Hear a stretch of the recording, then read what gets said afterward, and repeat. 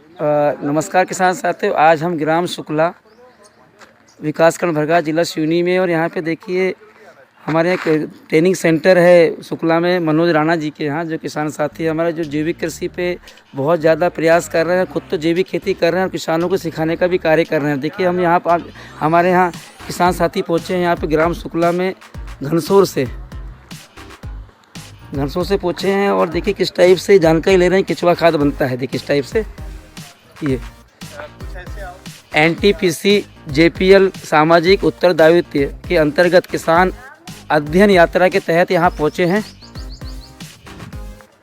और पूरी जानकारी ले रहे हैं कि केचुआ खाद कैसे बनता है, किस टाइप से बनता है, उसमें क्या क्या समस्याएं आती हैं और उन समस्याओं का कैसा निदान किया जाता है। इस टाइप से वो पूरी जानकारी ले रहे हैं।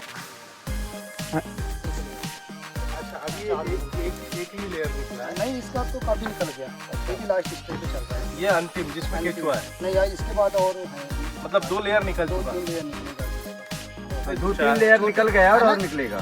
यानी अपन जितनी खाद बन रही है उतनी को निकाल के अगर 4 लेयर में है ये, हाँ, तो ये मान लो 2 लेयर निकल चुका है, 3 निकल चुका, 3 लेयर निकल तो अंतिम लेयर वही अभी। लेकिन इसमें क्या रहता है, अंदर जैसे जैसे जाता है वैसे वैसे खाद की कभी कभी 4 लेयर भी निकाल सकते हैं, कभी कभी होता है नहीं बन पाया तो मैनेजमेंट सही नहीं रहा तो 4 से 5 चार, लेयर से हाँ। निकल पूरा खत्म कर दे। ये जूट के बोरे कम से कम 2 बार चल जाते।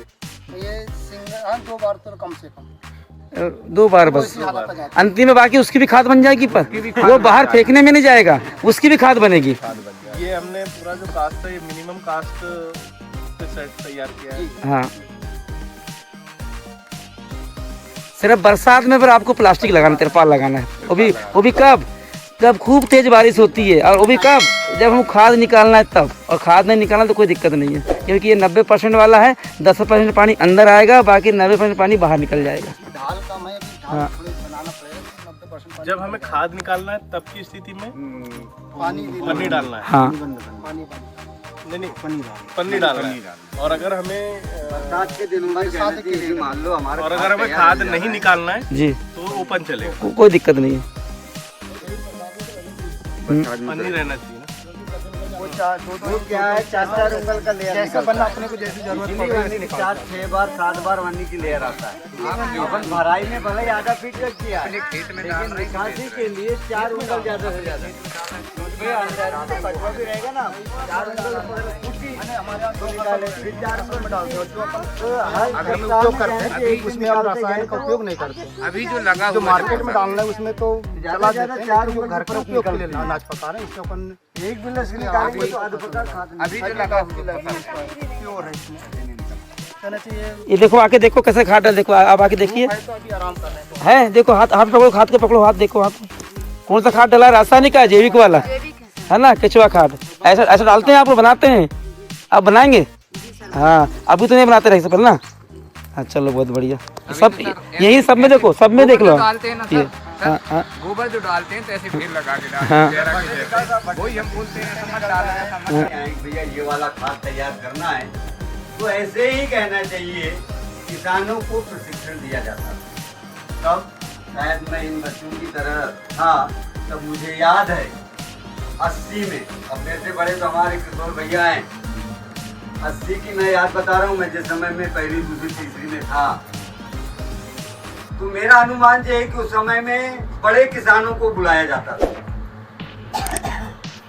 भैया ये जो खाद है, रासायनिक खाद का उपयोग करना है। अब क्यों करना है? जब हमारा देश स्वतंत्र हुआ तो स्वतंत्रता के बाद भूखमरी आई, खाना नसीब नहीं होने लगा लोगों को, तो हरित क्रांति चलाया सरकार ने कि अनाज उत्पादन करो, अनाज उत्पादन करो। अब कैसे करना है, उसके लिए उन्होंने जो विदेशी ताकतें थी, विदेशी ताकत के आधार पे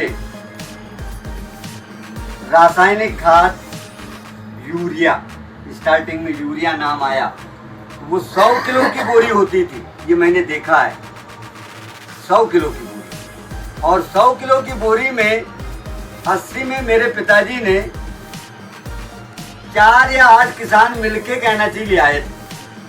अब उस समय में 50 रुपए की रही होगी। हाँ, रेट क्या था मुझे नहीं मालूम, क्योंकि धान तो ओनली 80 रुपए कुंटल बिकता था। ये मैंने और मेरे पिताजी जाके 10 किलो धान ले जाके बेचे थे, तो 80 रुपए कुंटल बिका था। 80 में। तो अब बताओ कि यूरिया का रेट क्या था, पता नहीं। तो पैकेट कहना से दिया जाता था फ्री में यूरिया। और यूरिया के बाद फिर आया सुपर फास्फेट, राखड़ वाला कहते थे, राखड़ियत कहते थे कई लोग। और उसके बाद फिर कहना चाहिए डीएपी आया, डीएपी के बाद एनपीके आया, बढ़ते रहा। उस समय किसानों ने ओनली 10 किलो 5 किलो, तो जो बड़े किसान जाया करते थे, मान लो जैसे बड़े बड़े उसमें, तो वो आने की देखते उन्हें कि भैया ले आए फ्री वाला और अपने खेतों में डाल दिया।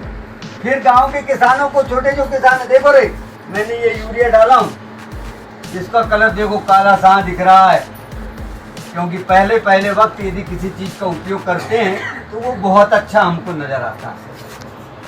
हमने कम डाला था, उसका हमारे पास गोबर खाद था। जैविक खेती आज की नहीं है, पुरातन समय से हम खेती करते आए, क्योंकि हमारे किसानों के पास